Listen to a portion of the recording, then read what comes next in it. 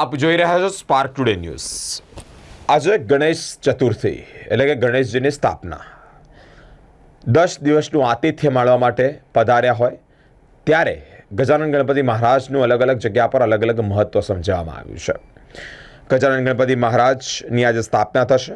મિત્રો, વિઘ્નહર્તા દાતાની જ્યારે સ્થાપના થતી હોય ત્યારે હરણી હનુમાનજીનું મંદિર આવ્યું છે અને ત્યાંના જે મહંત છે હર્ષદગીરી મહારાજ આ સ્થાપના અંતર્ગત શું કહી રહ્યા છે, આવો સાંભળીએ। શ્રી ગણેશજીની સ્થાપનાનો દિવસ આજે ચતુર્થી શનિવારના દિવસે તો એમ કહેવાય છે મંગલ મૂર્તિ માવૃતિની અંદર એ હનુમાનજી પણ છે અને મંગલ મૂર્તિ વિઘ્નહર્તાનું નામ પણ છે। બંને એક સરખા છે, એક શંકર સુવર્ણ છે અને એક શંકર પુત્ર છે। તો આજે બંનેનો સમન્વય શનિવારના દિવસે ચતુર્થીનો યોગ બન્યો છે।